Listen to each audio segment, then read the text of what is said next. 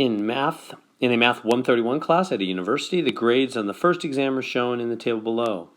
So here's all the grades. This is going to be a long problem. They're going to ask us a million questions. We're going to analyze this set of grades in several ways. First off, the mean. You know how to calculate the mean. You just, the mean will equal the total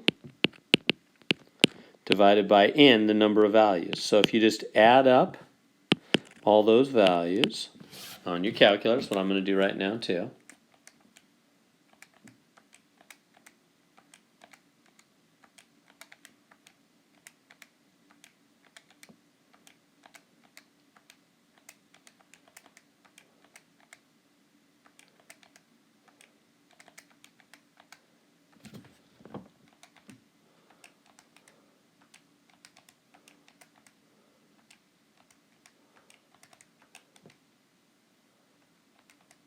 Okay, I just added them all up. I got 1490 divided by how many values are there?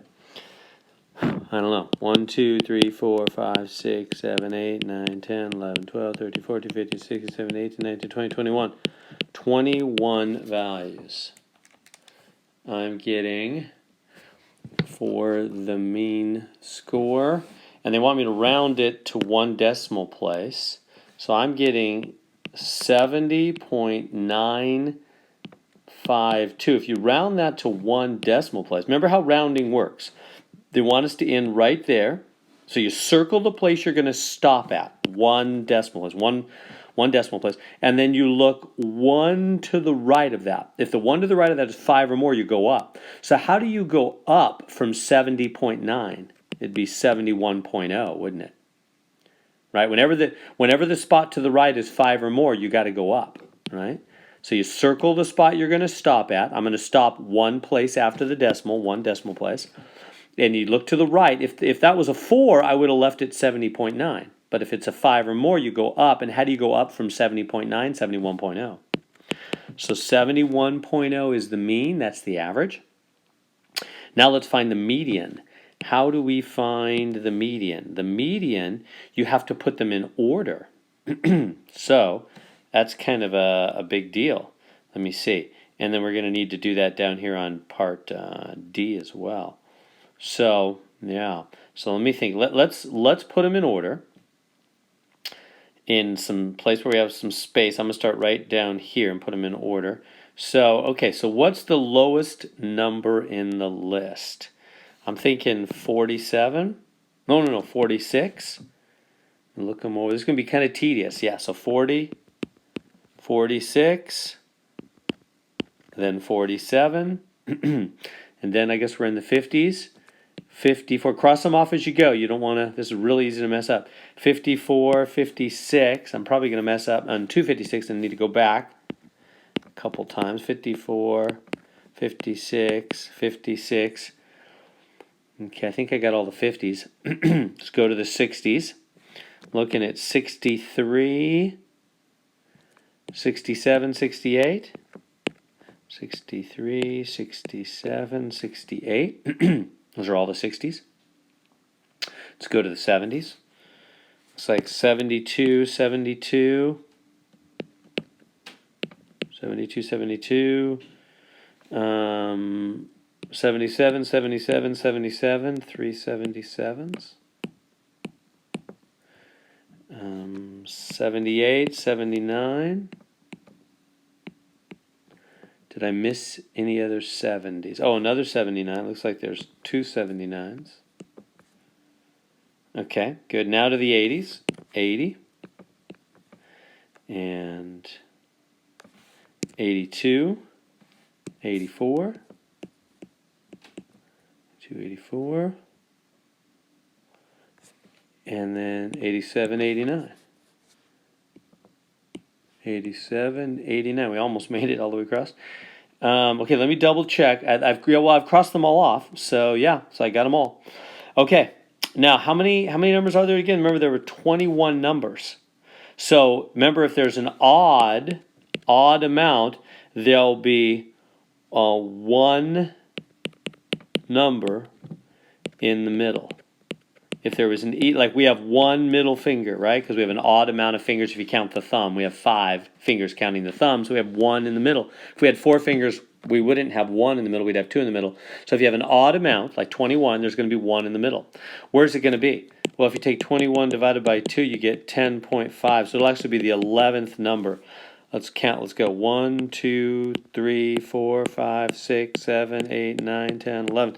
It's that first 77.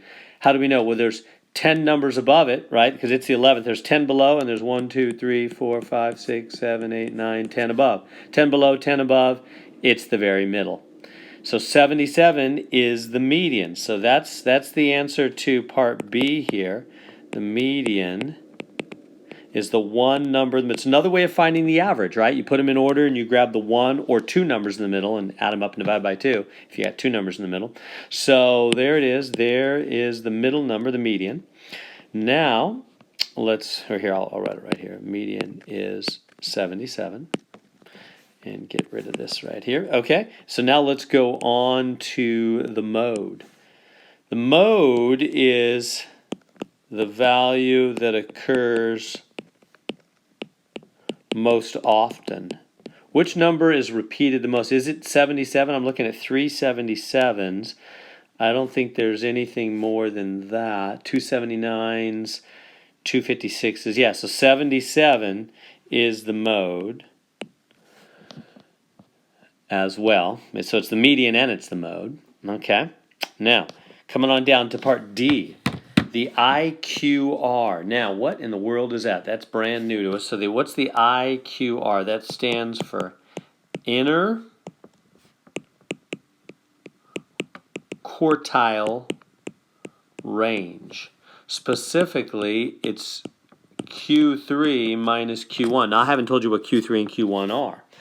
Let me show you now what Q3 and Q1 are. So if you come back up to this data set up here, let me go back up to that data set, and we're going to basically quarter this data. We're going to break this data into 4 quarters, 4 pieces. So how are we going to do that? Well, we already know 77 is the middle. So we're going to split the data right at 77. He's the middle. And we have 10 numbers below him, and we have 10 numbers above him. So we've broken the data into half and half. And so now we just need to break each of those halves again. So how are we going to do it? Well, let's start with the bottom half. So in the bottom half of the data set, we have 10 numbers. So let's just find the middle of those 10 numbers. So Q1, the first quarter, is the middle or the median of the bottom half of the numbers. So if you take those bottom 10 numbers, we have 10 numbers. So remember, that's an even amount. What do you do when you have an even amount? You take the 2, there's going to be 2 numbers in the middle. Take 2 numbers in the middle, add them, and divide by 2. It's going to be 2 numbers in the middle. So among these 10 numbers down here, these 10 numbers in the lower half, there's 2 numbers in the middle. Which 2? It's number 5 and number 6. It's these 2. They're right in the middle. See how there's 4 numbers below them and 4 numbers above them? Those 2 are the middle. There's not 1 number in the middle of the lower half. There's 2 numbers, right? Because we have an even amount. So you split right down the middle of those 2. And particularly, you add them and divide by 2. So it's going to be 56 plus 63 divided by 2. So I'm going to do that on my calculator. Divided by 2. I'm getting 59.5. 59.5. That's Q1. Let me write it right here. Let me get rid of this other stuff.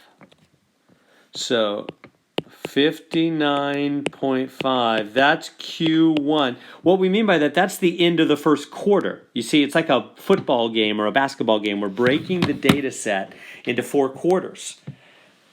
And so that's the end of the first quarter. That's what Q1 means, 59.5. That's right where the first quarter ends. And then 77 is halftime. That's right at the very middle. And now we need to do the same thing on the upper half of the data. This upper half data, again, that's 10 numbers, so there's going to be 2 in the middle. Grab the 5th one. 1, 2, 3, 4. Here it is, 5 and 6. These 2 must be the very middle of the upper half. How do we know? There's 4 numbers below them. See the 1, 2, 3, 4? And there's 4 numbers, 1, 2, 3, 4, above them. So they're the very middle of the upper half. Split them. When there's 2 numbers in the middle instead of 1, you got to add them and divide by 2. That's Q3. That's going to be Q3. Split them and divide by 2. So 79 plus 80 divided by 2. It's the middle of 79 and 80. It's going to be 79.5. So that's the very middle of 79 and 80. That's Q3. That's the end of the third quarter. So we've broken this data set up into 4 quarters. This is exactly, by the way, what a box plot does. We'll talk about that more on another problem. But so we've broken the data up into 4 quarters. Now we can calculate the interquartile range. Interquartile range, it's Q3 minus Q1. In other words, it's how far from here to here. From Q1 to Q3. This is called the interquartile range. Inner means between. The interquartile range. How far between the 2 quarters, the Q1 and the Q3? So that's going to be Q3, which is 79.5, minus Q1, which is 59.5. So the IQR interquartile range, that's just going to be a nice clean 20, isn't it? The interquartile range is 20. It's a gap of 20 from Q1 to Q3. Okay, having done all that, now we